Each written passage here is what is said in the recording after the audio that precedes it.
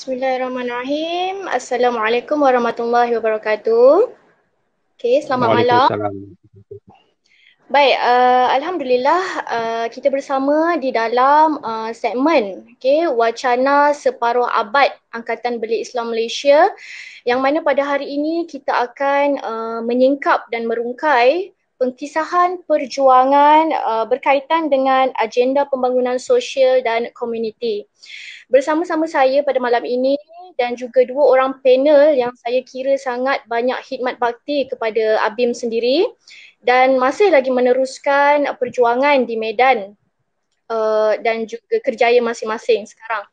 Baik, insyaAllah kita akan teruskan pada malam ini bersama dengan yang pertama. Saya jemput dulu dan juga mengalu-alukan panel kita yang pertama, iaitu saudara Fawaz Hasbullah. Okay, saudara Fawaz Hasbullah ini merupakan mantan Exco Pembangunan Sosial yang menggerakkan banyak projek-projek di bawah SEPSO. SEPSO itu dikenali sebagai Sekretariat Pembangunan Sosial pada suatu zaman dulu. Satu zaman dulu ya. Okay, sihat Abang Fawaz? Alhamdulillah, sihat. Terima kasih, Nabila. Jadi sebenarnya Abang Fawaz juga merupakan rujukan kami lah junior berkaitan dengan program-program atau projek-projek sosial itu sendiri. Jadi yang kedua, kami bawakan juga legend. Legend juga ni. Tidak asing lagi, iaitu Ustaz Kamarudin. Okay, Ustaz Kamarudin merupakan tokoh aktivis yang membangunkan projek-projek dakwah bilhal lapangan ABIM suatu masa dulu, merupakan pengerusi UNGAS dan mantan aktivis PPPK ABIM Wilayah Utara. Okay, sihat Ustaz? Ustaz Alhamdulillah, Kamarudin? bikhair. Alhamdulillah. Alhamdulillah. Baik, jadi malam ini insyaAllah kita akan bersiaran sehingga jam 10 suku malam. Dan kita mempunyai 3 pusingan. Okay, jadi pusingan yang pertama nanti kita akan mulakan sekejap lagi. Tapi sebelum tu saya ingin mengupas sedikitlah berkenaan dengan sosial ini, bahawa kalau kita tahu bahawa sosial dan ABIM ini memang tidak dapat dipisahkan. Bahkan aktivis ABIM sendiri memang menggenggam erat. Pada saya memang menggenggam erat surah Al-Imran ayat 110. Okay.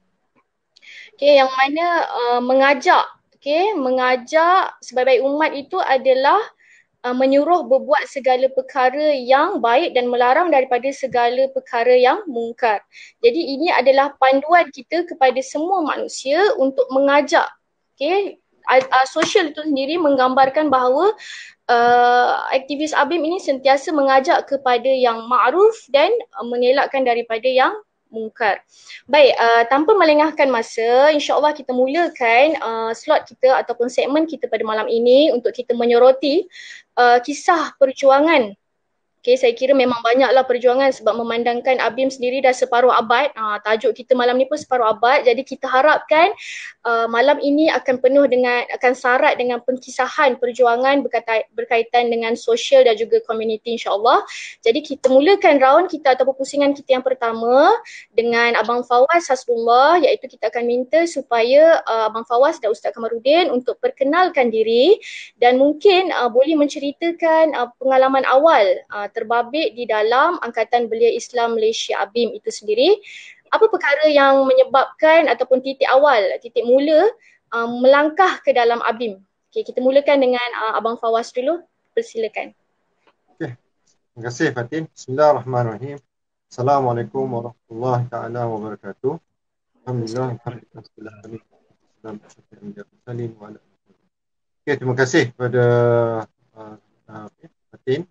Juga saya mengadukan hadiran aktivis nama kawan lama, sahabat semua, guru pun sebenarnya ni semua Ustaz Kamarudin. Kami pernah sama-sama dalam CAP rasanya dulu. Jadi untuk kalau nak kita mulakan, kalau nak mulakan cerita penglibatan mungkin dalam ABIM dulu dan dan kerja-kerja sosial lah. Saya bermula menyertai ABIM ataupun dulu dikenal bermula kampus tahun 92. ABIM kita panggil KPM ABIM campus di UIA tahun 92 tu saya 92 katanya. So daripada situ tu di kampus ni banyak program ABIM dan KPM. Saya mula kenal kerja-kerja sosial dalam BIM ni ketika di kampus juga pada awal tu. Terlibat dengan bukan terlibat secara langsung tapi ketika ikut program BIM, PPK juga. Sebenarnya kalau lihat program penyertaan pembangunan komuniti PPK BIM ni, dia ada di wilayah utara. Itu mungkin Ustaz kemudian boleh cerita banyak pengalaman utara. Kemudian dia ada di wilayah pantai timur di Kelantan. Kelantan fokus pada orang asli. Kalau di utara ni banyak program komuniti. Dan sebenarnya kita ada PPK wilayah tengah. Wilayah tengah ni di Kuala Lumpur lah. Di Brickfield pejabat dia waktu tu. Pejabat di Brickfield dikutai oleh saudara Nizal. Muhammad Nizal. Nizam Muhammad. Nizam Muhammad. Waktu tu. Waktu muda lagi lah. Sebelum dia terlibat jadi selebriti tu, dia memang seorang aktivis habis. So saya terlibat kat situ, ikut-ikut program dia. Dia ada program di setiap PPK ni nanti mungkin dia ada niche area masing-masing. Kalau di pantai timur tu banyak orang asli, Aurich gitu. Di wilayah utara ni ketika itu awal 90-an ni dia banyak fokus kepada pembangunan belia. Pantai timur tu Datuk Dr. Abdul Razak. Razak. Jadi kalau dia BBM lah sekarang. Jadi saya terlibat dengan Niza ni ikut program Embun Hidayah dia panggil. Itu benchmark PPK wilayah tengah ni. Ketika itu ialah Embun Hidayah, program Embun Hidayah. Itu kita mendekati golongan belia remaja yang bermasalah ni dan kita menyantuni mereka lah, program-program dakwah bilhal. Situlah. Itu permulaan. Dan tapi ketika itu waktu DIA ni banyak terlibat program-program PKPM. Dan juga bila saya di penghujung DIA itu dah mula terlibat dengan PPK seingat 96, 95, 96, 97 tu. Sebelum reformasi lah bahasa mudah, sebelum reformasi tu kita memang di PPK utara, wilayah utara. Kerana kebetulan ketika itu waktu di PKPM pun saya masih pimpinan PKPM, kita telah melaksanakan buat program gempa gerakan mahasiswa prihatin. Gerakan mahasiswa prihatin, lepas tu kita tukar gerakan generasi muda prihatin. Awalnya namanya gerakan mahasiswa prihatin, itu lahir daripada PPK. Saya di saudara Hashim, ada beberapa orang terlibat mula-mula di situ di PPK tu. Terlibat banyak program-program komuniti ni. Okey, itu kemudian reformasi. Selepas reformasi saya pergi saya bertugas di Tawau, Malaysia Tawau. Di Tawau saya menyertai Abim Tawau. Dan di Tawau sebenarnya saya telah melaksanakan program PPK. PPK program penyertaan komuniti ini, PPK Abim Tawau, fokus kepada lebih kurang macam Embun Hidayah juga, fokus kepada remaja yang di Tawau ni, remaja yang terbiar lah, yang bukan dah terbiar sangat tapi remaja yang tak ambil peduli, tak ambil kisah. Kita bersama-sama dengan dia.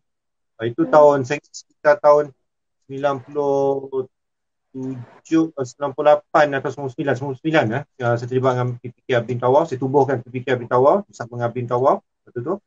Dan Alhamdulillah budak-budak tu saya tengok ada yang saya baru dengar 2-3 tahun lepas saya ada dengar berita mereka dah jadi pimpinan Abim Tawau. So semua dah tahun tak jumpa. So saya ingat seorang-seorang macam saudara Abad, salah seorang dia dan sebagainya. Okey, itu kemudian saya di Tawau. Kemudian lepas Tawau tu saya ke KK, berpindah ke Kota Kinabalu Sabah. Di situ saya terlibat dengan Abim Sabah. Jadi Exco Pengenalan Sosial Abim Sabah. Saya ingat tahun 2003. Haji Sulaiman. Haji Sulaiman. Waktu tu Haji Sulaiman YDP. 2003. So 2003-2004. Saya ingat 2003 saya lupa. So kita cuba nak activate PPK di Sabah tapi tak sempat. Saya pindahkan balik ke KL lah. So di Kuala Lumpur, saya balik semula tahun sekitar 2004 saya balik ke Kuala Lumpur. Dan situ saya terus berkhidmat dengan Abim Pusat full time. Jadi pengurus SEPSO lah, pengurus Sekretariat Pembangunan Sosial Abim. SEPSO dia panggil. Jadi sebagai pengurus SEPSO Abim Pusat. Dalam tu kita cuba replicate ketika saya ingat 2 tahun kot, setahun lebih atau 2 tahun saya di SEPSO tu kita cuba replicate program program PPK. Mungkin saya boleh cerita lah. So daripada 2004 tu sampai 2008 terlibat banyak, same time juga saya terlibat sebagai Exco Abim Pusat lah, Exco Pengenalan Sosial. Exco Pengenalan Sosial Abim Pusat lah sehingga 2008 2009 dah umur kena masuk wadah lah tu kan. Jadilah di wadah. So, saya ingat saya mengakhir dalam BIM ni saya sempat 2 term dalam Exco. Saya ingat Exco Biro Pembangunan Sosial lah, dan juga penolong Seragung waktu tu. Secara ringkas lah. Ringkas pelibatan saya dengan BIM lah. Dan hingga sekarang ni saya terlibat dengan di Wadah Pusat lah, dengan Wadah. Dan juga ada juga program sosial Wadah juga. Okay, baik. Okay, baik. Terima kasih Abang Fawaz. Jadi kita dah boleh nampak lah rentetan bagaimana penglibatan ataupun titik mula Abang Fawaz melangkah ataupun terbabit dalam Angkatan Belia Islam Malaysia ini sendiri. Okay, baik. Kita teruskan pula kepada panel yang kedua, Ustaz Kamarudin. Minta Ustaz untuk perkenalkan diri secara ringkas dan juga berkongsi dengan kita lah bagaimana titik awal Ustaz melangkah masuk ke dalam ABIM. Persilakan. Assalamualaikum warahmatullahi wabarakatuh. Waalaikumsalam. Bismillahirrahmanirrahim. Alhamdulillah. Wassalatu wassalamu ala Rasulillah wa ala alihi wa sahbihi wa mawalah. Qala rabbi shrah li sadri wa yassir li amri wa hlul 'uqdatam min lisani yafqahu qawli, amma ba'd. Jazakumullah khairan jazak. Terima kasih. Cik Patin ke Puan Patin? Puan. Puan sahabat saya Fawaz Hasbullah. Baik, mula-mula saya terlibat dengan ABIM ini pada tahun 1974. Ketika itu saya terlibat dengan Kesatuan Pelajar Islam Perak, KPIP, PKPIM dan juga ABIM. Kami memang di Perak dulu kita akan kerjasama tiga-tiga NGO sini. Saya ketika di Kesatuan Pelajar Islam Perak, ketika itu belum lagi menjadi ahli ABIM. Saya sebagai Syekh Usaha Latihan Dedikasi dan Kepimpinan Pelajar Islam Perak, LADI, Zon Utara. Saya kontrol Zon Utara, KPIP. Zon Tengah, kontrol Zon Tengah ialah Anwar Tahir. Anwar Tahir, Cikgu Halim, ini Zon Tengah lah. Jadi zaman kami dulu lah. Kita akan adakan tamrin 3 cuti penggal. Tamrin pertama, cuti penggal pertama, seminggu untuk setiap zon. Tamrin yang kedua pun,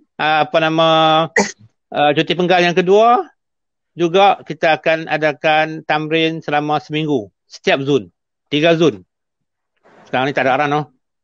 2 hari ke sehari pun tak boleh jalan lah. Ketika itu lah. Masa tu masuklah Jamaluddin Yaakob, Jamaluddin Maidin, sekali tu. Masa Jamaluddin Yaakob pernah menjadi pendaftar UIA. Masa Fawaz di sana dia masih lagi dia pendaftar. Masih sempat bergaduh dengan dia. Bergaduh dengan dia. Itu kami punya grup lah. Kami punya usrah tu ketika tu. Jadi cuti penggal yang ketiga, kita akan ada tamrin selama 2 minggu. Kita akan gabung 3 zon. 3 zon lebih kurang 400 orang. Kita akan buat di Izzudin Shah. Itu pengalaman yang kita kata pengalaman yang sangat berharga lah. Cikgu Halim, Anwar Tahir, Jamaluddin Yaakob, Jamaluddin Maidin, banyak lagi rakan-rakan kita yang lama-lama lah. Okey. Tahun 1975,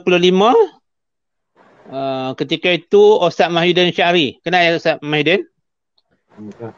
Ustaz Mahyudin Syari buat kempen keahlian ABIM di Dewan Orang Ramai Pokok Asam Taiping. Jadi ketika itu saya mengisi borang keahlian ABIM tahun 75. Dan juga saya juga terlibat sebagai ketua perhubungan ABIM Taiping, daerah Taiping. Masa tu kalau nak panggil usrah kena kayu garek Naik basikal lah, mana ada motor pun tak ada masa tu. Kami susah masa tu. Tapi boleh kayu basikal sampai 5-6 batu. 5-6 batu darablah 1.6 km. 1.6 km berapa ada 6 batu, 5 batu, itulah dia punya jarak jauhnya. Tapi tak ada masalah. Sebab handphone tak ada. Telefon rumah tak ada. Jadi kita menggunakan basikal atau gerek. Orang Kedah kata gerek. Okey. Berterusanlah. Tahun 77, saya masih ingat lagi kita adakan tamrin, KPIP, PKPIM dan ABIM kita buat di USM selama seminggu. Di USM. Seminggu lamanya lah. Saya masih ingat lagi, saya usrah di situ, usrah nombor 5. Kalau rakan-rakan lama masih ingat, bersama dengan Abdul Rahman Rakaini, Haji Ramli, Haji Mokhtar, ini semua, geng-geng ni semua kira pengarah-pengarah, ketua pengarah apa semua lah masa tu. Itu ke zaman tahun 77 tu memang banyak rakan-rakan yang daripada banyak negeri yang datang. Tapi program kita kebanyakan kita akan adakan kerjasama dengan PKPIM dan juga ABIM. Okey, bila saya dah mula berhijrah ke Kedah tahun 80 di Alustaq, saya join usrah dengan Ustaz Nemat, apa nama Syekh Azmi. Tu ahli usrah kami lah masa di tahun 80. Dan Ustaz Nemat pun bagi tahu declare dia nak berhenti jadi guru di Maktab Mahmud Alustaq, dia nak buka pondok di Derang. Kami kata kat Ustaz Nemat, awak nak pergi buka di kawasan jin bertendang. Derang masa tu. Berbeza hari ni, dah tengok kan. Hari ni macam mana dia punya apa barakahnya, keberkatan Ustaz Nemat. Jadi saya pun ikutilah usrah Alustaq tahun 82, baru saya bila berhijrah ke Sungai Petani, join dengan ABIM Sungai Petani, daerah Kuala Muda. Dan ketika itu usrah di Kuala Muda ada 11 ke 13 unit. ABIM daerah Kuala Muda. Jadi saya pegang 3 unit. Seminggu 3 unit. Bukan seminggu sekali. Sebab saya ada 3 unit usrah untuk saya pegang. Saya sebagai Esko ABIM daerah Kuala Muda, 3 usrah saya pegang. Rakan lain pun, AJK lain, Esko lain akan pegang, ikutlah kemampuan masing-masing. 1 minggu sampai 3 usrah. Jadi memanglah berbeza kan ketika itu dengan hari ini. Ketika masa kita tidak ada kemudahan, tapi Allah bagi kemudahan. Jadi lepas itu, bila saya pun option daripada Jabatan Penjara, saya full time dengan PPK tahun 95. Jadi saya terlibat dengan PPK pun awal lagi. Masa saya berada di Sungai Petani, saya terlibat awal lagi lah. Itu sikit sebanyak lah. Sebagai pengenalan lah, insyaAllah nanti saya akan sentuh jugalah sana dan sini. Wallahualam.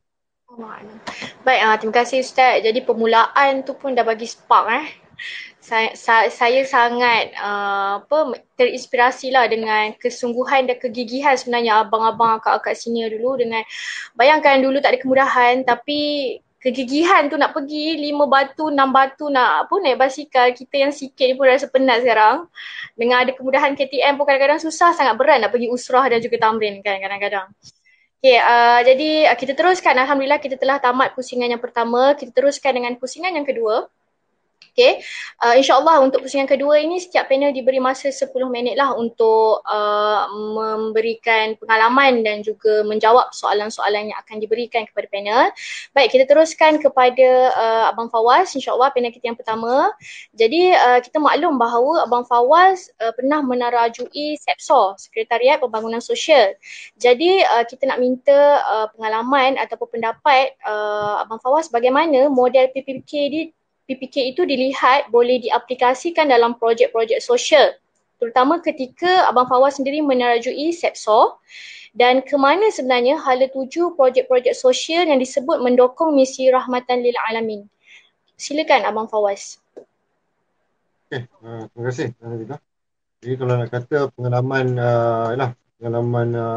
PPK ni mungkin Ustaz lebih banyak lagi. Okey, jadi kalau balik pada soalan, mungkin saya lebih fokus banyak akan pada SEPSO lah. SEPSO ni Sekretariat Pembangunan Sosial ABIM. Saya ingat waktu tu saya diminta ditawarkan pertama tu bukan kot SEPSO mungkin. Tapi saya jadi waktu tu dia sebagai pengurus untuk melaksanakan. Jadi idea SEPSO ni sebenarnya kita nak buat macam PPK, tapi PPK ni dia banyak telah ada brand dia sendiri dan waktu tu saya ingat jurang antara SEPSO PPK ni PPK ni, kalau PPK Utara kita berakhir 97 tak silap, 98 ya Ustaz, kalau Ustaz boleh ingat berakhir. Kemudian mungkin ada gap lama tu tak ada program-program social ABIM yang berinstitusi. Saya ingat tahun 2003 2004 tu dikuburkan balik SEPSO ni. SEPSO, jadi apa yang ketika di SEPSO ketika saya terlibat PPK tak lama dengan PPK, tapi pernah terlibat dari isu-isu banyak isu gerai, isu DEMSIK, isu nelayan, kemudian itu sebagai pengalaman saya membelajar tentang kerja komuniti yang sebelum ni kita ikut, tapi bila kita dah bertugas bersama dengan, walaupun kita tak dah betul Ustaz dia di PPK tapi ketika itu dia PKPM ni kita ada satu skim, dia panggil skim kena semua pimpinan PKPM habis graduate dia wajib infak. Jadi adalah kawan-kawan ada. Jadi saya ingat saya menawar dengan saya Zamri waktu batch-batch kami ni kena infak kat apa ni, kat Yapim. Saya Hashim ataupun Syahrani yang Sezali dia kena infak kat PPK. Tapi PPK ni dia ada, walaupun PPK habis begitu, tapi kita bekerjanya, macam saya bekerja dengan SAM, gaji dibayar oleh SAM, dengan SAM, start dengan CAP pendidikan Ustaz start pendidikan ada dan sebagainya lah. So kami kena wajib setahun wajib duduk di sana. Jadi itulah pengalaman, itulah kita, walaupun kita kat CAP, kat SAM, kita buat kerja yang sama, benda-benda itu sebagai, walaupun kerja saya anggap sebagai latihan exposure saya kepada kerja sosial lah, kerja komuniti power ni. Okey, bila berada dalam situ kita mengambil semula pengalaman-pengalaman tu. Pengalaman-pengalaman tu untuk kita replicate. SEPSO ni dia fokus kepada bandar. Beza kalau tengok PPK ni, walaupun PPK ni ada di bandar pun ada ketika dulu, masa dulu projek Tumbuh Hidayah yang dibawa Ustaz Nizam, tapi kebanyakan program PPK ni di luar bandar, tempat masyarakat ni. So tapi dengan model kita pada SEPSO ni saya cuba kumpulkan satu model. Ada tagline kita menghasilkan modul dan model. Itu di SEPSO. Modul dan model kerja sosial, kerja komuniti, empower. Jadi banyak program kita buat. Jadi program utama yang kita kalau kita laksanakan, kalau di PPK dia panggil program pembangunan masyarakat setempat, PPMS. So kita buat replicate tu di Anjung Rahmat. Ketika tu Anjung Rahmat di Gombak, kita namakan projek Gombak. Program pembangunan PPMS, program pembangunan masyarakat setempat, dan kita ambil lokaliti Gombak Setia ketika itu. So bagaimana, kerana ABIM berada di kawasan Gombak Setia, so bagaimana kehadiran ABIM, Anjung Rahmat ABIM itu dapat dirasai oleh masyarakat sekeliling. So saya diberi tanggungjawab tu untuk bagaimana berinteraksi, buat program, buat modul, buat training untuk remaja, untuk belia, untuk orang kampung di sekitar Gombak Setia ketika itu. Walaupun Gombak Setia ni kat bandar, tapi dulu banyak kampung. Itu antara satu aspek yang kita lihat. So jadi kita ada buat program-program seperti kita bangunkan modul LAKIB, latihan kepimpinan belia. Kita buat modul dan kita apply benda tu. Jadi saya ingat antara fokus kami ketika itulah untuk mewujudkan kelompok-kelompok belia di setiap kampung di daerah Gombak, di kawasan Gombak Setia. Kita buat engagement dan sebagainya lah. Dan hingga kita, saya ingat sampai satu tahap tu kita telah bersama dengan UIA design program curriculum community service, dan kebanyakan program-program ini melibatkan di sekitar Gombak Setia dan melibatkan local community. Kemudian kita cuba di Gombak Setia juga, selain daripada modul belia, kita bangunkan unit belia masjid. Ni famous Ustaz Din famous lah dengan ni. Kalau kat PPK tu kita banyak buat program UBM. Itu kerja Ustaz Din, tubuh UBM. So kita buat UBM unit belia masjid di Gombak ni. So kita masuk masjid, antara kita ingat Masjid Zakaria, Masjid ada 3 masjid. Kita tubuhkan belia itu. Kerana fokus ABIM ketika itulah belia. Jadi kita ada 2 aspek. Belia yang kalau tak terlibat dengan masjid, dia akan terlibat dengan dipanggil program LAKIB. LAKIB ni program kita nak empower belia-belia yang ada dalam kampung. Kita fokus kampung. Itu kalau dia dalam kampung, mana dia belia PUBG ke atau belia ni. Di masjid juga kita gerakkan juga. So di masjid kita panggil unit belia masjid. Unit belia masjid itu untuk kita.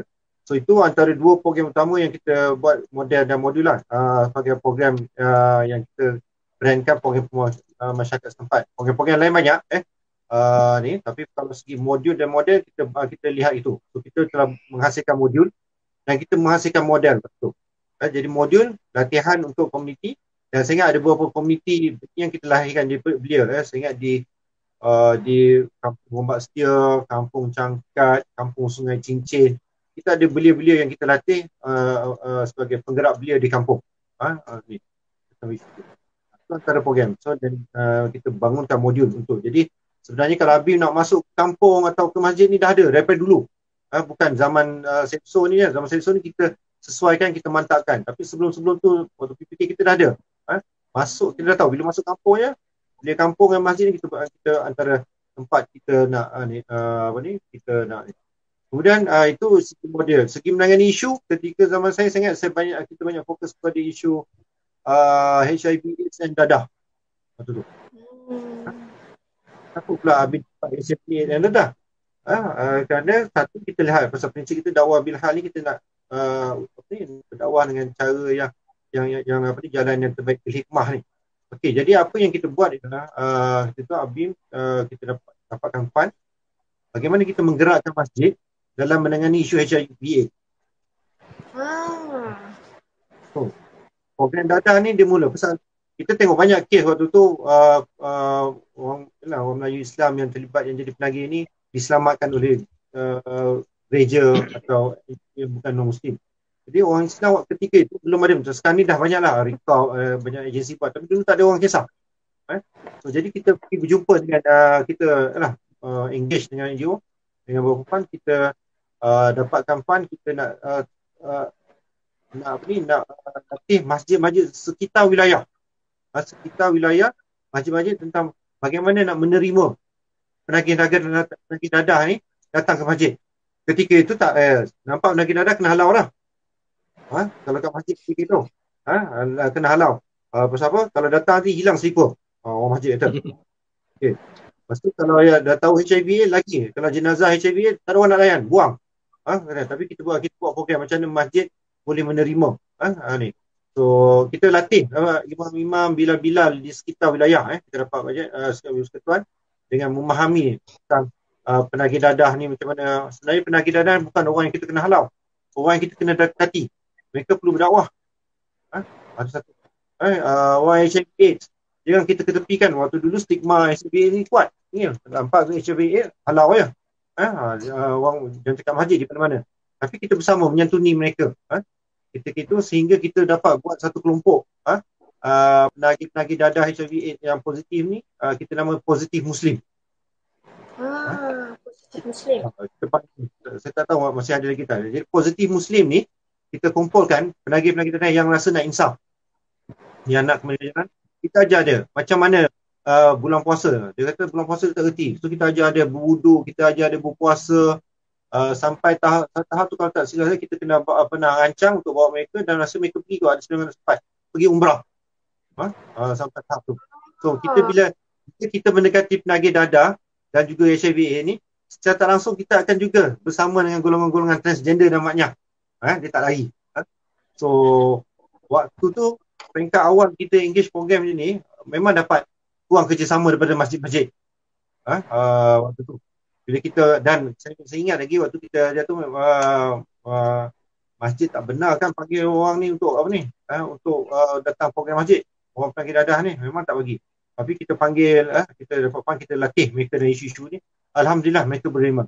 Kita mengatakan bahawa mereka ini adalah golongan yang perlu kita bantu. Dan kita nak jadikan masjid ni tempat untuk menyelamatkan mereka. Dan alhamdulillah seluruh masjid dah terima.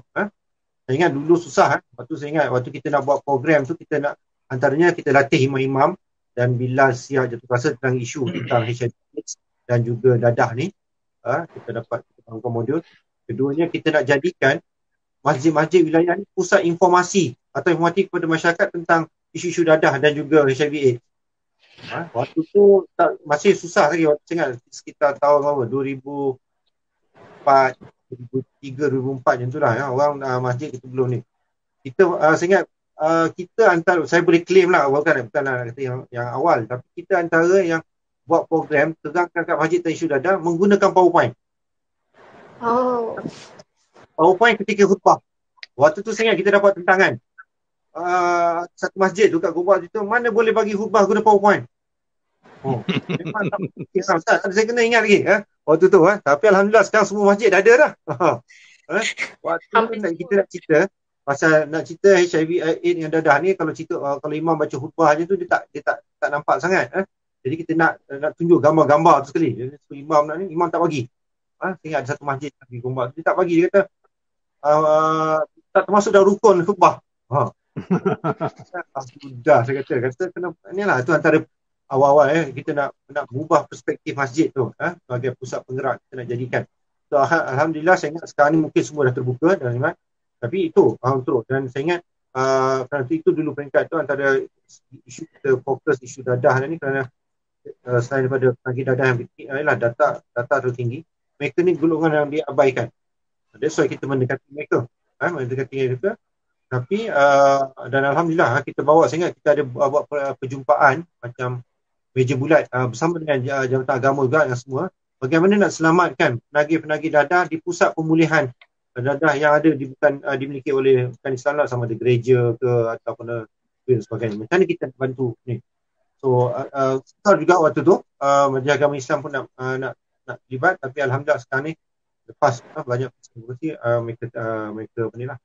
Itu isu nasional. Bila isu nasional kita fokus pada banyak isu, tapi kita ambil isu dadah dan HIV AIDS ketika itu kerana peningkatan isu gejala di kalangan remaja terlibat. Tapi di SEPSO sendiri main fokus dia adalah ketika itu adalah untuk membina modul dan model dalam program pembangunan masyarakat setempat. Kenapa kita buat tu? Kerana dia dah ada gap yang lama antara bila PPK ni, saya ingat dia last aktifnya sebelum reformasi. Lepas reformasi, lepas tu Abi dah fokus pada reformasi lah. Jadi bab tu dia kurang ambil ni itu. Jadi kita saya ingat lepas beberapa tahun lepas reformasi tu, kita mula menggerakkan balik. So kita himpunkan, kita ada buat bengkel, kita panggil bengkel pengurusan sosial seluruh seluruh pengurusan sosial seluruh Malaysia, ABIM seluruh Malaysia. Kita buat di Langkawi. Pasal Langkawi ni banyak sejarahnya. Antara banyak program-program PPK kita buat juga lagi. Kita gerakkan, kita duduk sana lebih kurang seminggu, umur pimpinan negeri, belajar macam mana nak menggerakkan. Antaranya menggerakkan masjid. Saya nak jadikan masjid ni penggerak nadi umat. Tapi tanpa mengabaikan komuniti yang tak ke masjid ni, atau yang menggerakkan di balai raya tu, itu yang kita panggil akib. Tu program. Lain ketika itu antara fokus SEPSO, dan juga dalam program pembangunan masyarakat setempat, projek Gombak dulu ni, selain daripada lakib, kita menyantuni golongan miskin, asnaf. Ketika itu dengan antara program asnaf ni, kita kerjasama dengan masyarakat, kita cari siapa nama-nama yang asnaf yang ada di Gombak ni, kita bagi bantuan. Mula-mula bagilah makanan asasi, sardin, makanan sikit-sikit kita bagi ke orang miskin ni, bila kita dapat. Dan sampai ingat bila orang dah tahu kita membantu orang miskin ni, habisnya orang ramai datang, orang miskin datang. Dan kita buat borang kajian kes, nak interview orang. Bila siapa ketika itu nak dapat bantuan ni, dia tak dia akan datang ke kami. Kita pergilah ke pejabat zakat. Kita pejabat macam jadi akhir sekali kita menggerakkan pejabat zakat untuk dapatkan untuk ni. Jadi ingat ketika itu dalam 2004 tu orang ramai. Jadi pejabat ABI ni cepat lah orang nak minta bantuan, orang susah dan sebagainya lah, banyak kategori. Tapi kita menyedari ketika itu, kita pun tak boleh nak bagi, nak dapat fund, nak bantu tu pun agak sukar juga waktu tu kan, terhad. Jadi kita melihat bahawa saya ingat penghujung saya di sektor tu, kita cuba melihat macam mana kita boleh dapatkan engagement orang ramai, ahli jemaah waktu tu, ahli ABI, untuk kita menyampaikan bantuan. Jadi kita bersama dengan pejabat penghulu kuasa tu, cuba kumpulkan, bermula seorang dua je sebenarnya. Mula kita buat, kita cek siapa yang nak bagi zakat beras. Beras kita bagi kat Abi akan sampaikan beras tu kepada orang yang ni. Itu. Ingat lepas saya dah keluar tu, dah tak ada tu, baru dinamakan kempen Suara Sekampik Beras. So asal kempen Suara Sekampik Beras tu itulah, maknanya kita bagi beras kepada orang yang memerlukan. Dan kita develop nak dapat beras boleh, kita boleh bagi beras, tapi sebelum bagi beras tu kita kumpulkan dia. Kita pergi masuk ke kampung-kampung di sekitar Gombak tu, saya ingat waktu tu kita kata kita nak sampaikan beras pada fakir yang ada sini. So maknanya kita akan engage dengan jawatan kampung, narai kita tengok, okay, kita akan bagi, tapi syarat kita nak bagi tu, kami akan bagi bukan dia datang kat kita akan bagi kat dia tapi di masjid. Kenapa? Sebelum bagi tu kita bagi tazkirah tu. Jadi itu kata dia lah. Dia paksa rela punya tazkirah lah ni. Nak dengar, nak beras dengan tazkirah tu. Jadi itu peringkat awal permulaan. Pasal itu kita anggap bagi semacam pek beras ni bukan sekadar kita nak menolong asnaf, tapi tanggungjawab kita berdakwah. So, jadi kita sebenarnya idea beras tu yang kita gunakan pek beras tu pasal Habib tak ada duit, tapi kita dapatkan daripada siapa yang nak bantu beras tu, kita tolong sampaikan. Tapi saya ingat sekarang ni dah jadi satu brand yang alhamdulillah jadi ketika itu, tapi asasnya sebenarnya sebelum kita memberi benda yang untuk jasmaninya, kita memberi yang rohani dulu. Jadi kalau ikutkan dulu idea dia, kita kumpulkan fakir-fakir miskin ni kat tempat-tempat khususnya surau kata masjid, di situ kita bagi, tapi sebelum tu kita mengisi lah. Dulu dia tak panggil sampai beras, saya lupa nama apa, Abim Prihatin kot waktu tu. So ada juga kita datang ke rumah-rumah, kita datang ke rumah-rumah ke rumah-rumah yang mana uzur sangat lah. Selain daripada program menyantuni asnaf di rumah, asnaf di hospital. Jadi di hospital kita buat di Hospital Sayang kita ada program Hospital Sayang dan Hospital Kuala Lumpur, kita ada program dengan penyakit sakit kanser, hospital visit. Bagi tazkirah kepada mereka yang berada di ward terakhir. Istilah dia tu. Masya Allah.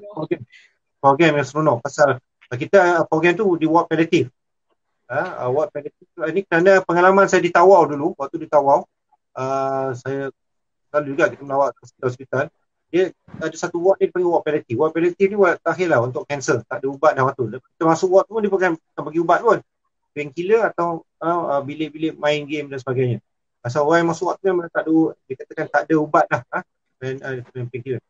So saya pengalaman saya waktu di Tawau dulu, saya ada pakcik ni, pakcik Islam lah.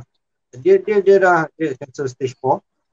Ketika itu banyak missionaries daripada sama ada Kristian ataupun daripada Buddhis ni datang melawat bagi semangat.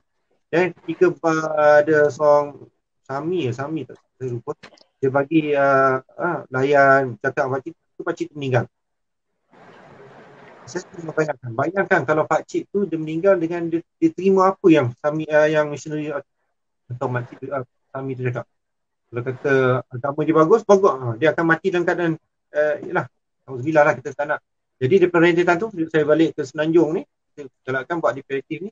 Kerana kenapa palliatif? Pasal palliatif tu orang yang dia akan paling maksimum biasanya waktu dia selesai 8 hari je dia buat tu. Sampai dia bawa balik ataupun tak sempat dia bawa balik. Jadi kita nak kalau boleh ayat-ayat terakhir dia tu ataupun apa yang dia dengar terakhir tu adalah ayat-ayat kalimullah. Nasihat yang baik supaya sekurang-kurangnya dia mengakui, dia okey betul lah Islam kata macam ni, dia mati dalam keadaan beriman. Itu program falsafah balik program kita visit lah. Itu di antara lah yang saya ingat antara. Jadi bagaimana itu yang kita apply. Saya ingat dalam 2 tahun dalam di sektor tu kita cuba apply model membangun modul dan model. Di antara yang utama lah program-program sosial lain tu banyak, tapi saya ingat yang utama tu yang kita adapt daripada yang pengalaman itu ada di PPK dulu untuk kita laksanakan. Dan saya ingat kekuatan yang saya belajar, mungkin Ustaz boleh sahkan ataupun boleh pengalaman kami belajar di PPK dulu, ada kekuatan dia adalah dokumentasi.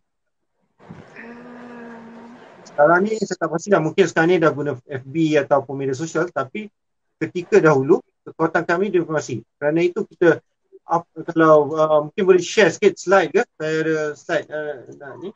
Tunjuk kalau boleh admin boleh sharekan slide. So dokumentasi ni maksud saya apa saja yang kita buat di PPK, modul, laporan, kita dokumentkan. Dan sebenarnya dokumen tu menjadi satu bahan yang kalau ahli penggerak PPK mesti simpan. Sampai sekarang kalau saya pergi ke malam di Bukit Kopi mesti dia akan simpan. Ustaz pun ada tunjuk tadi kan. Sikit.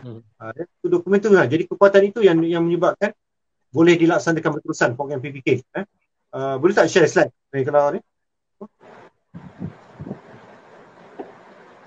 Ada tak slide? Kalau ada tak apa.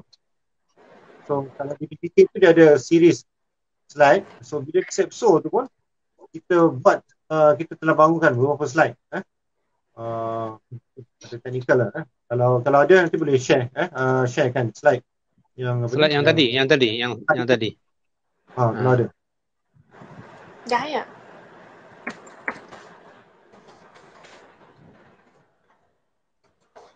Okey, tak apa. Dalam slide tu saya mungkin boleh tunjuk secara fizikal lah. Kalau kita tengok, saya bagi contoh ketika PPK tu dia ada modul-modul begini, dia simpan. Ada koleksi. Dia ada modul untuk remaja, untuk masyarakat. Ya. Yang tu ini. slide tu. Okey, slide. Ini contoh. Ini waktu PPK. Dulu kami buat begini. Jadi kebanyakan ahli PPK dilatih untuk buat laporan bergambar, kita dokumentkan. So, kita tak adalah macam sekarang ada macam-macam medium yang banyak. So medium dulu kita buat begini. Turun buat kerja dulu baru boleh hasil tu. Dulu bukan buat. Dia kerja dulu baru buat. Dia dah berdasarkan kita akan buat benda ni. Dia bukan buat dulu baru kita ni berdasarkan halaman. So kalau kita tengok next slide, bagi contoh next slide. Kalau next slide tu, ini slide ketika di PPK. Kalau the next slide tu, boleh next slide.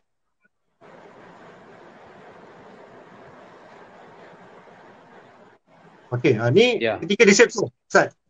Ni di Sepso. Slide pengalaman tu dokumentasikan juga.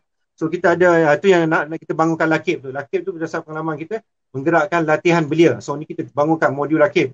Kemudian untuk bangunkan untuk macam mana nak menggerakkan kerja-kerja komuniti. Dia semua benar. Modul yang kita bangunkan, Ustaz cakap tadi, dia mesti berdasarkan kita buat dulu. Prinsip di dalam PPK dulu ni ialah kita belajar praktikal dulu baru teori. Dia bukan teori dulu baru praktikal. Saya ingat dulu pengalaman waktu training dengan Cikgu Azmi dulu di PPK ni. Kita ada kes, saya ingat kalau Ustaz boleh ingat, ada satu kes budak universiti ni kita masa kita buat banyak training. Belajar habis universiti, dia kena sesat balik ke PPK tu, ke Merbuk tu latihan dia, selesaikan masalah orang kampung hilang lembu. Kalau saya ingat cerita ringan, dia kata, buat apa dia ni budak ekonomi, belajar ekonomi, kenapa kena selesaikan orang kampung? Itu kita akan tengok itu proses pembelajaran dia ada value. So yang ini ketika saya di Sabah, dan saya gunakan juga di Sepso juga.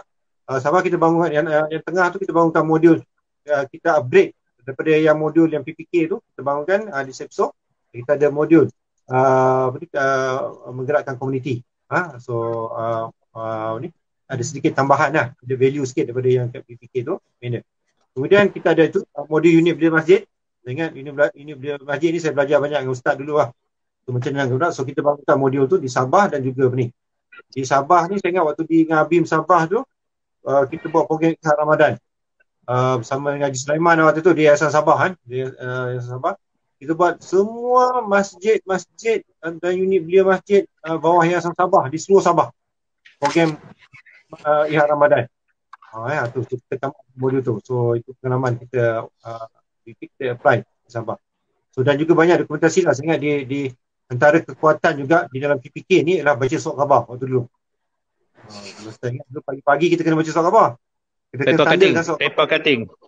Paper cutting. So di Sepso kita buat paper cutting tu Ustaz. Sebagai contoh kita ambil contoh Rogol ni kes tu. Tebal tau sebenarnya buku tu. Kalau saya ada simpan. Jadi dalam kes Rogol tu kita kumpulkan selama setahun artikel Keratan Akhbar setiap hari pasal kes Rogol. Dan daripada situ aku buat analisa. Setiap hari kita dapat 3 kes. So buku tu agak tebal. Itu yang kita producekan. Buku tebal tu adalah berdasarkan paper cutting dia. Itu latihan wajib. Di Sepso pun kena buat. Waktu tu kita minta juga di Abim Negeri pun kena buat juga. Latihan wajib dia baca surat khabar. Pasal tarbiyah kita dulu baca surat khabar lah tu. Duduk. Ingat di CAP pun sama dulu. Dengan Uncle Pak Idris pun kena baca surat khabar. Dan kita tandakan. Bukan sekadar baca tu pun ada kaedah dia. Jadi kaedah baca dia lain. Dia jenis lepas tu baca terus ambil tindakan sebagainya. Itu antaranya lah. Itu kekuatan yang saya ingat yang ada di dalam PPK dan juga yang kita cuba laksanakan di Sepso dalam aplikasi. Okey, itu pengalaman yang bagaimana yang ketika disepso lah. Jadi dokumentasi itu penting sangat dan juga bahan-bahan itulah yang menyebabkan kita tak nak buat program one off. Bukan sekadar bantu. That's why kita buat, dia ada model dan dia ada modul. Pasal itu kerana dia boleh dilaksanakan dan itu proses pendidikan kita pada ahli kita, dia kena belajar dan dia boleh dokumentasikan sebagainya supaya tidak. Okey. Dan soalan tadi last second tu pasal bagaimana hala tuju projek sosial dalam Alamin. Ini pasal sebenarnya kalau nak cakap bagaimana projek sosial Abi ni boleh mendukung misi Rahmatul Alamin, kehadiran Abi itu satu rahmat juga sebenarnya. Tak payah cakap program sosial, kehadiran Abi itu sendiri dah. Jadi kenapa? Macam saya cakap tadi, bila Abi ada melaksanakan program sosial orang miskin, kita kena tahu siapa kita target grup kita, asnaf orang miskin. Kita bukan sekadar tengok dia miskin dan kita bagi bantuan. Kita membina dia. Pertama, kita bagi yang macam program beras atau ni, tapi kemudian same time juga kita mendidik dia dapatkan ruang untuk bagaimana dia boleh berkembangkan diri dia, mendapat peluang perniagaan dan sebagainya. Itu satu. Maknanya kehadiran kita menyelesaikan, bukan kata totally menyelesaikan, tapi membantu mereka untuk terus hidup. Itu juga dengan yang kes macam isu yang kita bantu positif Muslim ni, yang penagih dadah, penagih dadah HIV ni. Bayangkan macam mana Abi, orang bila program Abi ni, orang penagih dadah HIV boleh peluk-peluk. Kita peluk dia peluk kita. Orang nak tengok, nak sentuh pun takut. Tapi sebab yang kita kena mulakan kita pun mula takut juga, tak erti kan. Bila kita buat program ni, kita ajak imam-imam ni sebelum habis program peluk dia orang. Jadi kita peluk. Jadi pasal peluk itulah akan menghilangkan stigma bahawa mereka dengan kita ni tak ada apa-apa. Dan tanggungjawab kita sebenarnya yang menyantuni mereka, berdakwah dengan mereka. Bayangkan penagih dadah tak tahu pula, tak tahu nak semayang, tak tahu nak beribadah, yang HIV AIDS tak tahu macam mana. Takkan saya nak puasa, tak ada orang ajar saya puasa, saya nak makan ubat. Kita panggil pakar-pakar daripada hospital datang bincang. So bagaimana nak penjagaan kesihatan pada orang apa ni. Jadi akhir sekali mereka ni jadi melihat kita tempat rujuk. Macam mana orang kata masjid tak boleh, kita ajar sampai satu masjid di Ceras tu jadi tempat orang penagih dadah datang. Orang takut, tapi akhirnya kita ajak dia semayang, ajak dia beribadah, dan itu satu sumbangan kita. Dan saya ingat kita pernah buat satu gathering di Taman Tasik Citi Wangsa, semua yang mereka yang kita kampanye sebagai positif Muslim, yang ingat itu satu round dan antara resolusi kita kumpulkan dia orang tu dalam untuk buat program umrah. Tapi saya tak ingat kita dapat laksana ke tak, kita mungkin bajet tu. So itu antara kalau boleh kata Rahmatul Alamin, kehadiran Abi dalam buat kerja dakwah dan masyarakat itu sendirilah satu rahmat kepada masyarakat, dan itu perlu diteruskan. Walaupun kita terlibat dalam masyarakat, tapi same time juga kita mengubah polisi negara dan sebagainya dan advokasi. Okay, saya ingat saya tamatkan setakat itu dulu. Banyak nak share sebenarnya Ustaz Din. InsyaAllah alam. Okay, terima kasih Abang Fawaz. Panjang lebar dan memang sangat jelas penjelasan bagaimana SEPSO itu sendiri membantu dalam keluarnya daripada denyut nadi masyarakat. Dan daripada penceritaan Abang Fawaz sendiri, saya boleh melihat bahawa konsep apabila kita faham, aktivis itu faham tanggungjawab, maka barulah mereka boleh mengamalkan konsep interpretasi untuk aksi. Iaitu sebelum nak bercerita, sebelum nak cerita pasal teori, kena turun lapangan untuk beraksi. Aksi itu perlu, dakwah itu perlu dengan aksi. Okay, baik. Terima kasih Abang Fawaz. Jadi kita teruskan dengan Ustaz Kamarudin untuk soalan pusingan kedua. Okay, dari tadi kita sebut PPPK kan. Okay, jadi mungkin Ustaz Kamarudin boleh jelaskan kepada kita apa itu PPPK dan bagaimana PPPK ini dilihat memberi manfaat kepada perubahan dan juga pembangunan umat. Okay, dipersilakan Ustaz Kamarudin. Terima kasih Puan Patin, sahabat panel saya, Saudara Fawaz. Dan Fawaz telah menyentuh banyak hal berkaitan dengan PPK, jadi tak perlulah saya nak ulang apa yang dah disebut oleh beliau. PPK ni short form daripada Program Penyertaan Pembangunan Komuniti, ABIM. PPK, 3P. 3P lah. Jadi kita sebut PPP. Banyak orang yang tak tahu apa dia PPPK ni. PPK itu program penyertaan pembangunan komuniti ABIM. Kalau di zon utara ni pelancarannya lebih kurang sekitar tahun 91, 92 ataupun 90, 91 lebih kurang tu lah. Lebih kurang tu lah pelancarannya PPK tu. Saya terlibat dengan PPK ni sebagai trainer masa tu. Kebanyakannya yang datang serah diri ke PPK ni ialah student-student, terutamanya USM. Termasuknya Cikgu Amini. Masa cuti 3 bulan tu, dia mahasiswa orang tak serah diri lah. Dia berjawab PPK, sebulan dia duduk di PPK, dia kenal banyak lah. Saya heret dia bawa mata tempat lah, termasuk kampung asli dan sebagainya. Memang letih sikit. Tapi kerja awal kita di PPK ni ialah setiap hari baca surat abang. Saya cakap orang Kedah sikit, no? Baca surat abang, kena buat paper cutting. Lepas tu bila buat paper cutting, dia kena potong, masukkan dalam file, ikut tajuk. Macam tadi Fawaz sebut, isu rogol. Rogol semua. Kalau isu apa lagi? Kita akan semak kita punya file kita. Bila kita baca surat abang hari tu, kita akan monitor. Jadi penggerak-penggerak, petugas-petugas keluaran PPK ni kena turun ke lokasi di mana dalam akhbar tu disentuh mengenai isu tersebut. Sebab kita cover 4 negeri. Perak, Pulau Pinang, Kedah dan Kelantan. Pulau Pinang, Perak, Kedah dan Perlis. Tapi banyak fokus kita antara Perak dengan Kedah lah. Jadi kita akan turun. Kita akan monitor. Kita cek balik isu yang dikeluarkan dalam akhbar itu. Lepas tu, bila dah kita cek, kita memang very close dengan wartawan-wartawan ni. Memang kawan baik kita. Kita akan bagi tahu apa yang kita monitor, apa yang kita buat social mapping. Sebab kita akan membuat profiling, kita akan membuat social mapping. Lepas tu kita akan klasifikasi isu. Jadi bila kita pergi melihat realiti yang berlaku, kadang-kadang kita berada di lokasi sebut 3-4 hari, kita develop dan kita panggil wartawan dan kita buat statement media. Itu yang katakan hampir hari-hari keluar dalam surat abang. Masa tu Tun Mahathir memang panas. Zaman tu lah. Zaman Tun Mahathir jadi PM tu. Dia panas lah. Jadi habis orang habis kena marah. Anwar Ibrahim pun kena marah juga. Pasal tu. Pasal TPM satu Anwar Ibrahim. Jadi ini tak apalah isu tu biarkanlah. Tapi itu antara benda yang bila kita keluarkan akhbar setiap hari. Setiap hari terutamanya di Kedah ni. Kita akan turun. Jadi kita tidak akan membuat paperwork. Kita akan turun buat kerja. Bila selesai kerja maka hasilkanlah satu paper. Paper yang kita hasilkan itu berdasarkan kepada kerja yang kita laksanakan.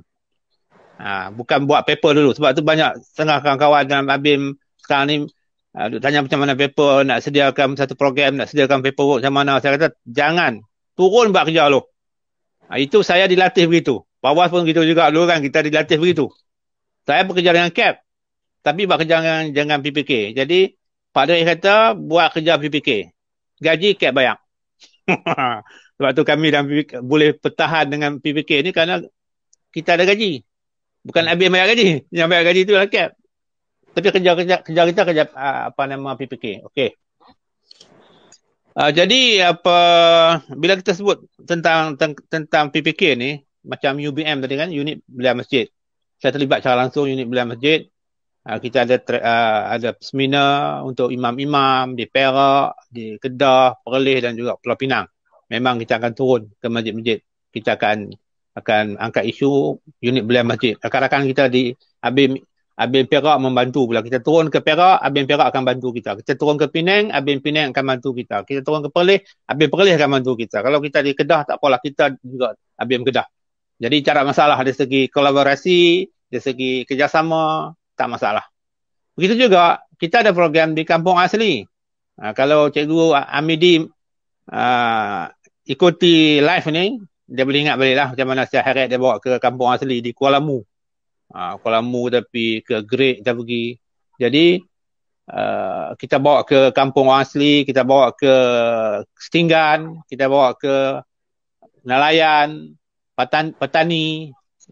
Itu antara benda-benda yang kita setiap hari kerja-kerja yang kita buat. Bila kita tengok dalam akhbar, bila kita baca soal akhbar, ada isu yang dikeluarkan dalam akhbar tu, kita akan turun ke lokasi tersebut dan kita cuba develop dan kita cuba membuat dokumentasi. Jadi documentation kita tu di site. Di tempat kita turun. Aurish. Ini berdasarkan kepada ayat Quran, kuntum khairu ummatin ukhrijat linnas ta'muruna bil ma'ruf wa tanhauna 'anil munkar wa tu'minuna billah. Jadi bila kita kata umat, kamu sebagai umat tu ukhrijat linnas maksudnya aurish. Turun ke lapangan, jumpa manusia. Ta'muruna bil ma'ruf maksudnya kita sebar luaskan perkara yang baik. Perkara ma'ruf ni memang luas. Macam-macam boleh kita buat. Jadi bila kita buat dokumentasi, maka dokumentasi itulah yang sebagai panduan kita. Dia tak macam hari ni lah. Hari ni kita update lagi. Dulu kita aurish dulu berbeza dengan hari ni. Hari ni banyak ubah suai kita, banyak peluang kita, banyak kemudahan kita banyak. Itu memudahkan kita lagi. Kalau dulu susah. Nak bergerak pun susah. Telefon pun tak ada. Zaman saya 70-an dulu memang telefon tak ada. Memang susah. Bila mari tahun 80-an, dah mula dah kurang bebanan tu. 90-an kurang bebanan tu. Jadinya masalah kita ialah bila nak buat tamrin. Nak buat latihan. One day program pun tak sanggup. Sebab kita terlalu senang. Satu hari tak boleh. Kita dulu tak ada kemudahan. Duduk 2 minggu dalam tamrin pun tak masalah. Tak ada nak check WhatsApp ke apa ke. Tak ada nak check apa. Tak ada apa, kosong.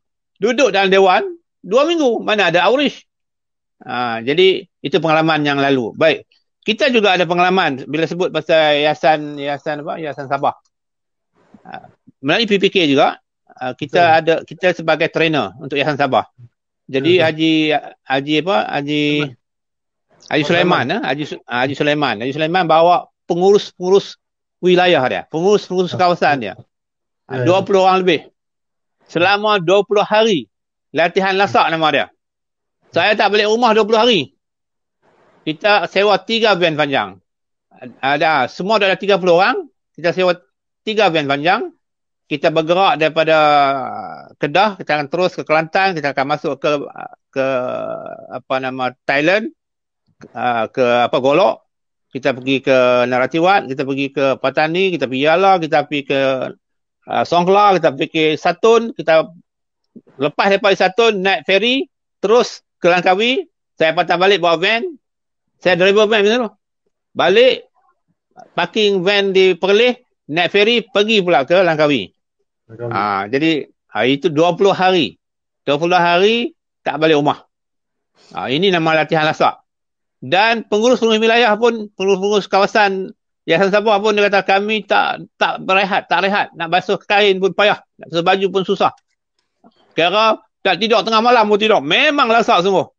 Memang kita lasak sesungguh sampai bila pengurus ni balik ke Sabah memang kesan yang cukup baiklah.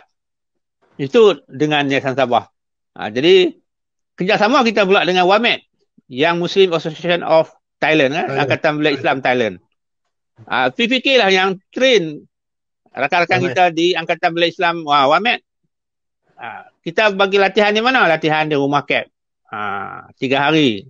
Cap tanggung sepenuhnya. Sebab tu hubungan saya dengan Thailand ni kerap dah tahun 80-an lagi lah kita berhubung dengan Thailand ni. Tapi PPK cara rasminya memang very close, memang kita akrab dengan WAMED dan sering kita adakan latihan bersama dengan WAMED. Sebab dia punya usrahnya sama, modulnya sama, dia punya gerak kerja sosialnya sama. Jadi tak ada masalah. Jadi itu antaranya pengalaman kita gerakkan di Thailand. Kalau di sini ni memanglah program PPK ni memang banyaklah di sekolah-sekolah, universiti, di hospital, di maktab perguruan, kita masuk. Jadi kerjasama tu ada. Jadi memang banyak ketika itu, kalau kita nak sebut gerak kerja PPK ni, kita turun zero kita turun. Kita belajar, bila turun tu di situ kita belajar untuk membuat dokumentasi. Bukan pergi tu dengan kita pandai dah buat paperwork tak. Paperwork tu bila balik tu baru kita diminta untuk bentang paperwork kita. Apa hasil kerja kita? Maka hasil lah paperwork. Jadi kalau dalam IBM hari ni dia kena begitu kan. Jangan duk kira nak buat program duk mula fikir nak buat paperwork. Kita boleh ambil pengalaman kami yang lama dulu, buat kerja dulu. Jadi kertas tu bukan kertas bekerja. Kertas berdasarkan kita kerja. Hasil kerja kita kita jadikan kertas kerja, paperwork. Kalau tidak, kalau kita paperwork kita berlambat-lambat, upgrade sajalah. Yang tadi yang kita tengok slide tadi pun, itu pun boleh di-upgrade lah untuk hari ini. Bukan maksudnya kita ikut 100% paperwork yang ada, modul yang ada, manual yang ada itu, untuk kita guna pakai. Dia ikut sekarang ni lain. Lain training sekarang ni lain. Dia punya pendekatan lain. Kalau kita nak buat sekarang ni, dia kena menyiasat, terperinci. Kita kena dakwah bilhal itu, yang saya dah buat sekarang ni, memang saya sekarang ni trainer untuk dakwah bilhal. Dan dapat menghasilkan manual sukarelawan sosial Islam ni. Saya adalah panel. Ini yang dikeluarkan oleh JAKIM. JAKIM yang keluar secara percuma. Kalau tengok di belakang ni, ada nama saya di belakang ni. Saya antara panel yang menyediakan manual sukarelawan sosial Islam. Ini panduan. Kalau Abim nak jadikan ini sebagai panduan, pergi ke KSK JAKIM, minta cara percuma. Ada ni. Percuma. Dan banyak lagi paper yang buku-buku yang lain banyak lagi sebagai panduan lah. Ini hasil-hasil kerja yang kita buat. Kita buat bengkel. Ini bengkel nak siapkan satu buku ni pun berapa kali bengkel yang kita buat. Mengata kita pergi ke Pahang ke Negeri Sembilan, kita berbengkel di bawah JAKIM untuk siapkan manual sukarelawan sosial Islam. Jadi banyak orang tak boleh nak pandu pada buku ni kerana tak ada pengalaman lapangan. Lepas tu bila ada buat program, saya dipanggil sebagai trainer untuk kerja-kerja praktikal di lapangan ni. Dakwah bilhal. Dakwah bilhal sekarang ni, pendekatan yang saya buat ialah kita mendekati golongan asnaf fuqara wal masakin. Bukan kita bawa kita kata food bank. Ataupun kita bawa kotak makanan, hot item, bukan sekadar itu. Itu hanya sebagai buah tangan. Tapi yang penting sekarang ni kita nak develop ataupun kita nak latih para asnaf fakir miskin ni supaya mereka hidup tidak bergantung. Ini saya belajar di Kamp Tentera Thailand.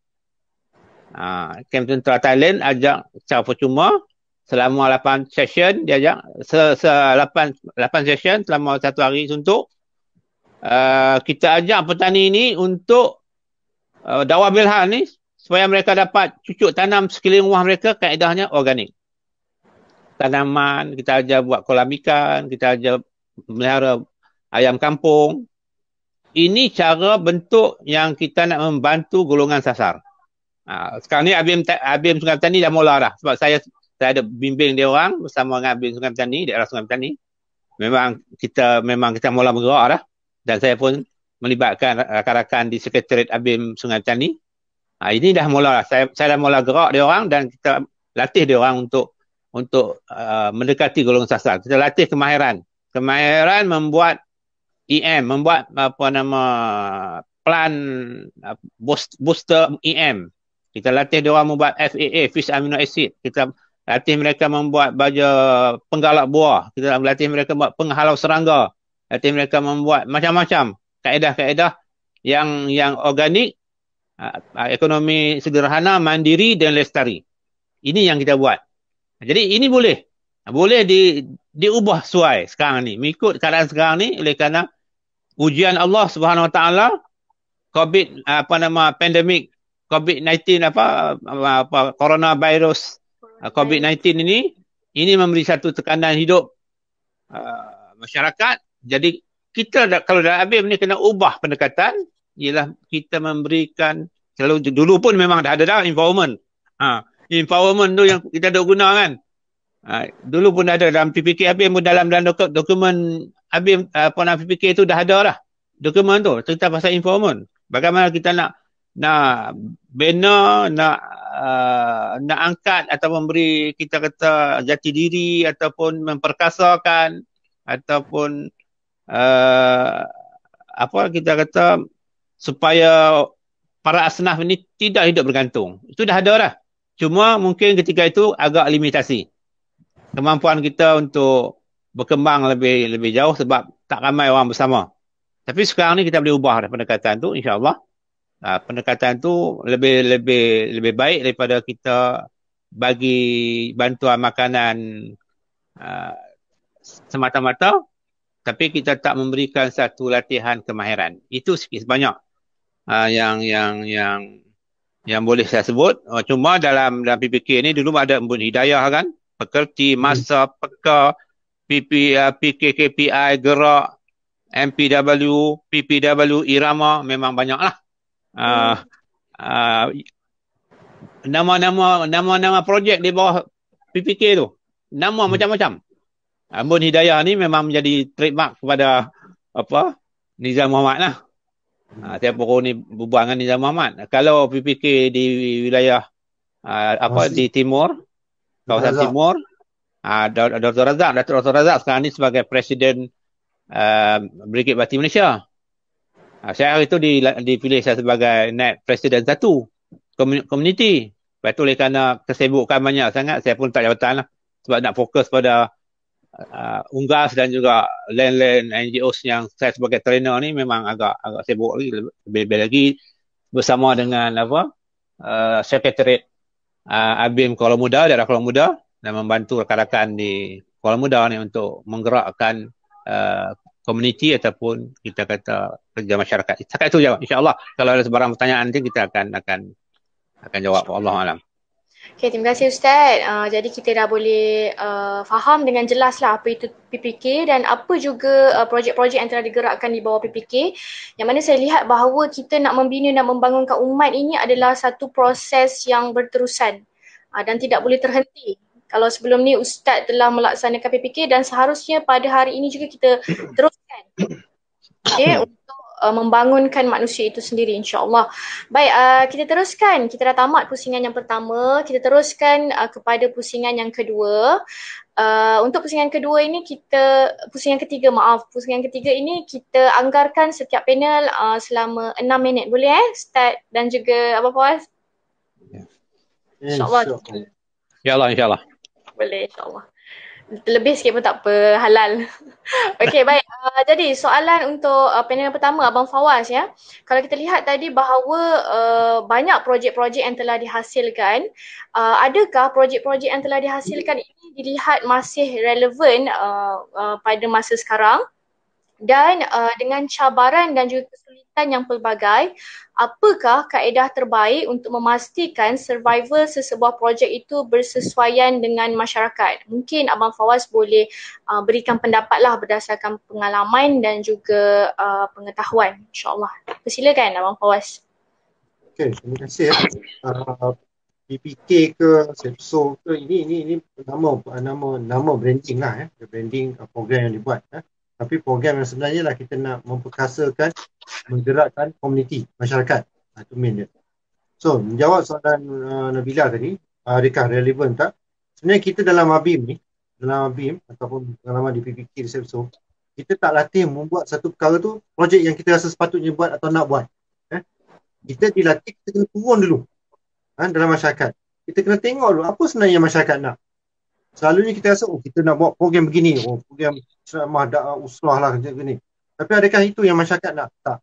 So, jadi kita sebenarnya, kita kena, itu dah konsep yang selalu dalam ABIN dipanggil mengakar merimbun. Mengakar merimbun ni, kita membuat polisi besar, merimbun, tapi kita mengakar, turun ke kaum B. Kita turun ke dalam masyarakat.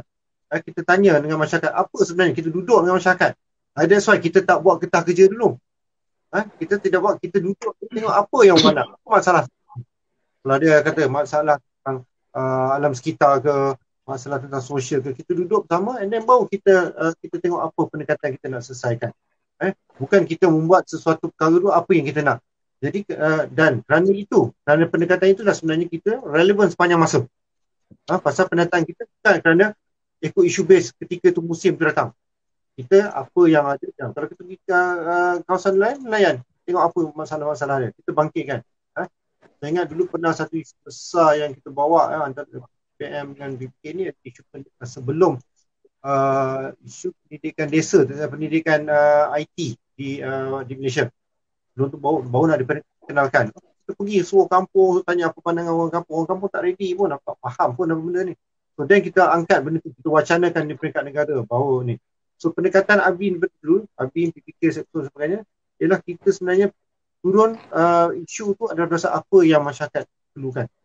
Bukan apa yang kita rasa kita perlukan. Pendekatan kita sebenarnya dalam semua konteks tu ialah dakwah bilhal. untuk mengajak dia orang kebaikan. Kan? Tak kira. Jadi untuk mengajak mereka ke kebaikan tu, jadi kita kena tahu apa yang mereka ada.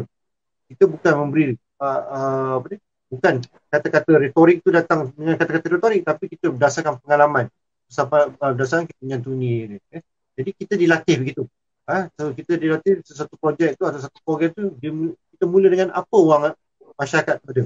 Apa yang isu dalam masyarakat tu. Dan kita bina apa yang diorang ada. Bukan kita nak kena bina diorang ni dengan mesti ada pusat latihan, mesti duduk kat hotel. Tak. Kalau latihan tu perlu di kampung, di kampung. Kita jadikan pusat kalau tak ingat, kita jadikan Merbuk pusat latihan kita dulu. Kat kampung kan. Tidur lah kat bawah. Mandi air sungai ke ni, makan buah pokok ke. Itu latihan. Pasal itu, kalau kita tak dilatih dengan angkut mewah lah. Hotel pusat.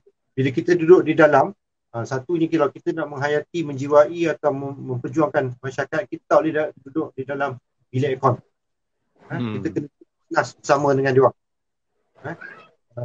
Saya ingat dulu saya sedang buat kerja PBK tu kena buat kerja SAM tak perlu terlibat juga. Kita buat kalau kita pusing setiap kampung, kawasan, tengok isu, ajak dia orang train, itu juga lah program kita.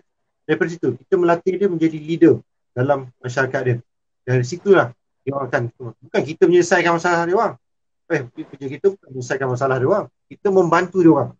So bila membantu dia orang masyarakat misalnya, kita akan bina dulu ciri-ciri kepimpinan di kalangan mereka. Kita bagi dia isu ni apa. Dan itu kalau lihat dalam program-program mana ABI ke PPK dulu, program-program kita akan banyak tebal nota-nota. Nota tu adalah nota berdasarkan isu-isu yang kita dapat daripada luar, bukan isu-isu kita cari. Sekarang ni mudah lah cari kat internet, dia boleh dapat kan. Bahan-bahan. Kami dulu bukan di internet. Kita kena pergi turun. Kan? Kita dah ada framework, ada 9 isu yang nak dibawa dalam kita pendidikan, kerohanian, sosial, keuangan, ekonomi, ada isu-isu tu. Bila macam Ustaz dia kata, kat mana? That's why selalu orang tanya, nak mula daripada mana nak isu ni? Kita mula pertamanya disiplin, tarbiyah dalam kisah sosial ni macam surat khabar. Surat khabar isu dia dapat. Itu macam Ustaz dia kata ni. Kalau kita kata okey kat kawasan ni ada, kita pergi kawasan betul ke makcik, ada orang ni, apa kita buat? Kita boleh angkat sampai isu ni sampai jadi besar. Itu kekuatan baca surat khabar ni. Pasal dulu kami ni memang baca surat khabar ni wajib. Wajib, dan setiap hari belilah semua surat khabar. Dan itu yang saya tunjuk tadi macam yang apa ni, yang saya bagi contoh satu yang rogol tadi lah. So kami baca tu, itu satu show. Kita kumpul boleh dalam setahun teman. Pasal pengalaman kat camp dulu, kita ambil juga di camp tu. So kita kata tak ada bahan rujukan. Bahan rujukan tu banyak. So daripada itu kita jadikan buku-buku. Sebenarnya buku-buku banyak, paper cutting tu dijadikan buku, rujukan dan sebagainya kita olah. Itu baru salah satu kemahiran kecil yang perlu ada. Daripada situlah kita akan mulakan isu apa kita nak bawa. Kita tengok. Jadi isu, jadi kita kenapa PPK orang kata lupa angkut ditakuti lah oleh orang politician. PPK Habib ni. Sampai kena warning banyak sekali lah dalam pusat warning. Pasal kita ditakuti. Pasal kita bawa isu rakyat. Macam mana kita tahu isu rakyat? Itulah. Daripada cutting, duduk dengan rakyat. Dengan antara kes besar tu Jelun ya. Gunung Jelun kan nak bawa padang goh tu kan. Tak ingat tu. So isu macam ni kita kembangkan. Kes Kolam Mudang. Kolam Mudang. Kolam Mudang, dam di Pasik. Bridge dam. So, apa kaitan kita?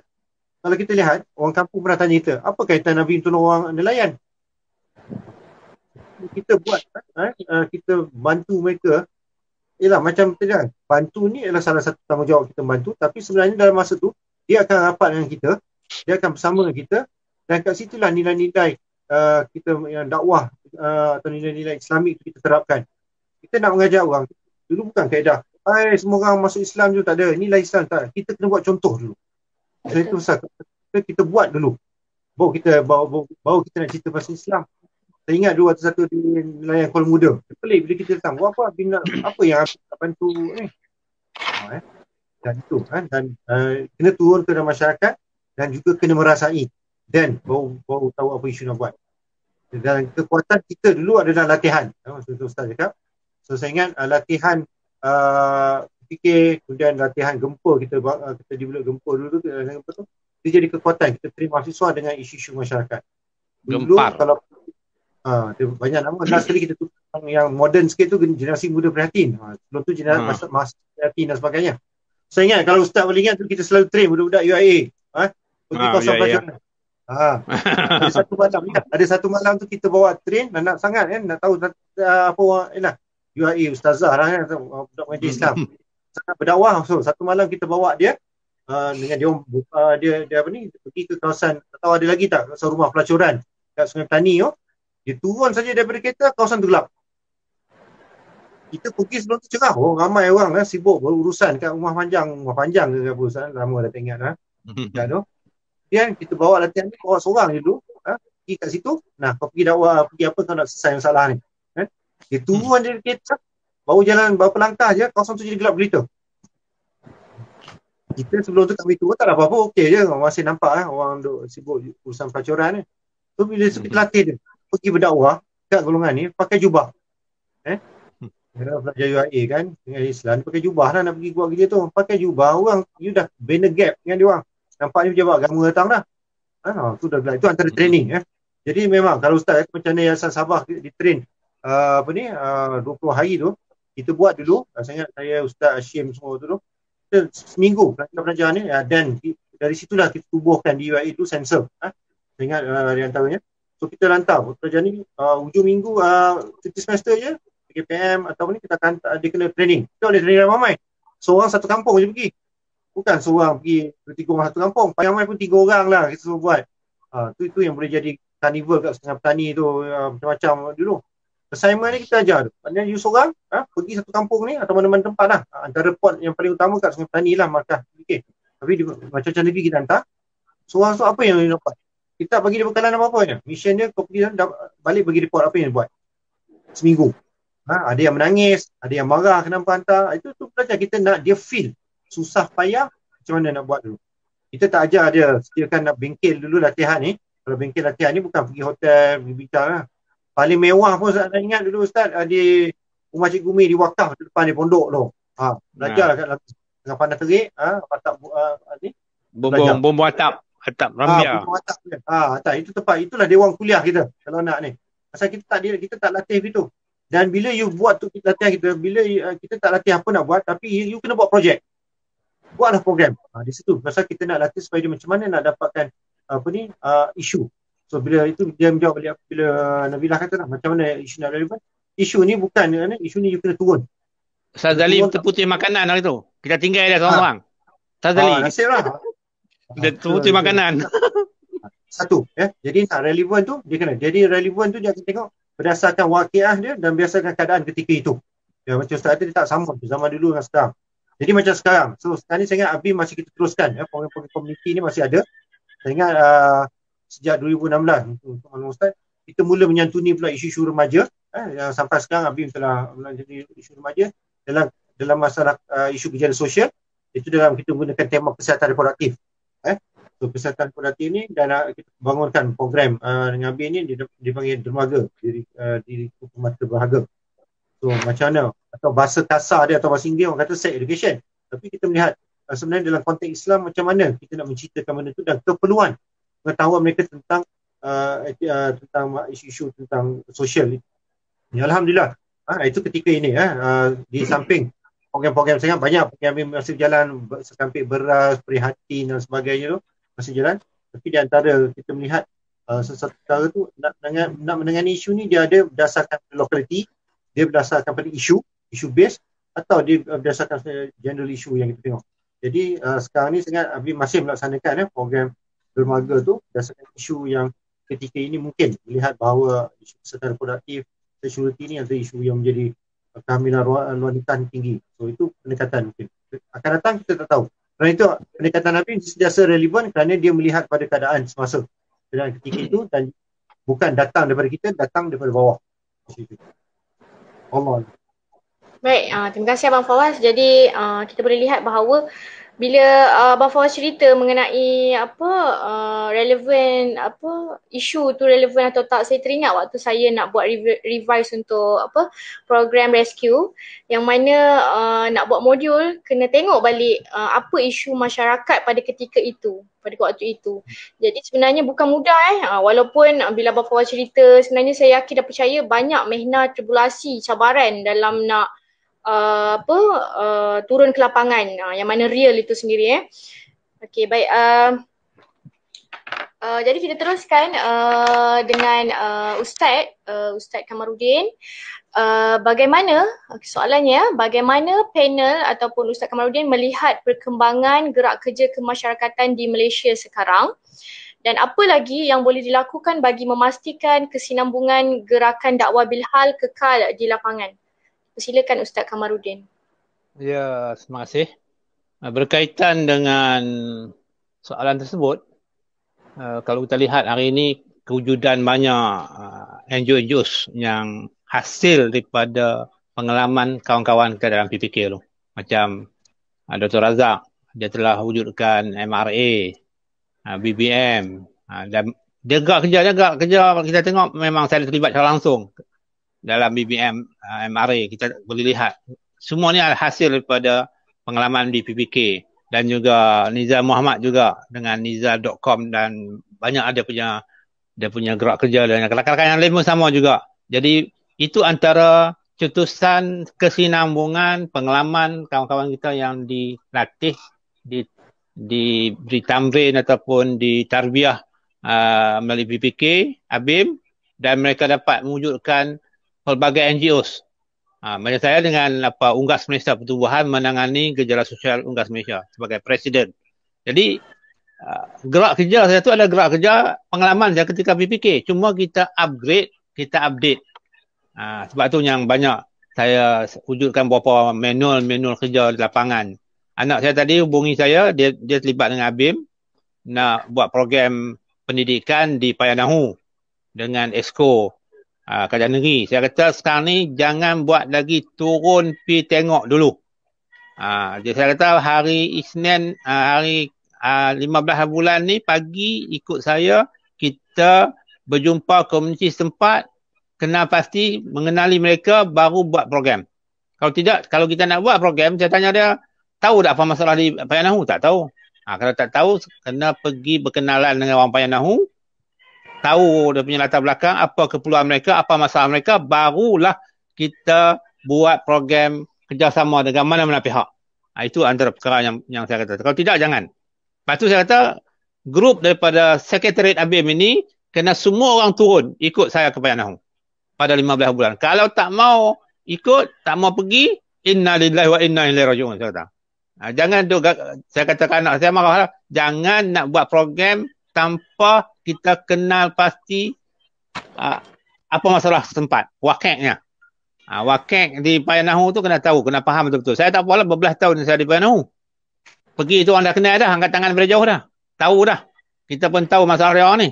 Tak ada masalah. Jadi bagi yang tak tahu apa-apa, di mana-mana program rakan-rakan ABIM yang akan datang ni, mana-mana program yang kita nak buat, yang pertama sekali turun ke lokasi tempat yang kita nak buat program. Kita buat profiling, buat profile, kita buat social mapping, membuat klasifikasi isu. Setelah kita dokumentasikan satu kertas kerja berdasarkan kepada social mapping yang kita buat, barulah kita merancang apa dia bantuan yang kita nak salurkan, apa gerak kerja yang kita nak buat di situ, menepati dengan keperluan setempat. Itu yang sepatutnya. Jadi kalau kita tengok hari ini, kalau nak tengok bagaimana gerak kerja yang ada hari ini, memang kebanyakan NGO-NGO yang ada tu adalah NGO-NGO yang hasil tarbiyah ABIM. Satu. Yang keduanya, kita tengok sekarang ni NGO banyak. Banyak yang kebanyakannya touch and go. Banyaknya pergi, bukan macam PPK buat dulu apa nama Fawaz tu. Kita duduk situ, kita buat hadam betul-betul, kita buat dokumentasi. Tapi dia orang ni lebih kepada pergi macam gelandangan. Dia orang pergi bagi makan. Ya. Kita kena ingat, sekarang ni tanah ni setinggan orang kerja kita tu. Memang pengalaman kita macam-macam pergi ke setinggan tu. Macam juga gelandangan kan. Dia orang bagi makan. Saya tidur dengan gelandangan ni banyak kali. Bawah tahulah. Tapi KL saya tidur dengan gelandangan. Lepas tu kita dapat kenal mereka, lovely, friendly. Baru dia orang akan cerita masalah dia orang. Tapi kalau setakat kita pergi jumpa hari tu, nak tanya apa masalahnya, dia tak akan cerita. Jadi bila dah kita dapat bina hubungan dengan dia, ada touching dia dengan dia, ada body language dengan dia, jadi insyaAllah baru kita dapat kenal pasti. Jadi dalam hal ini, kalau disebut pendekatan PPK dulu dengan hari ini, memang pendekatannya itu berbeza lah ketika itu.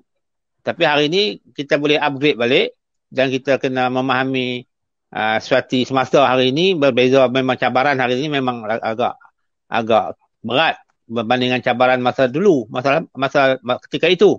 Sebab dia banyak isu-isu sosial tu banyak, terutamanya dadah. Dadah hari ini memang agak serius sebab saya duduk dalam Jawatankuasa Pemudahan Dadah Daerah Orang Muda, AADK. Jadi baru ni kita mesyuarat, memang di Payanahu ni merupakan kawasan yang memang di Kedah, Payanahu memang teruk. Di Kedah. Kalau teruk tu maksudnya memang kawasan black area lah kita kata. Jadi masalah macam tu macam mana nak selesai masalah penduduk setempat tu.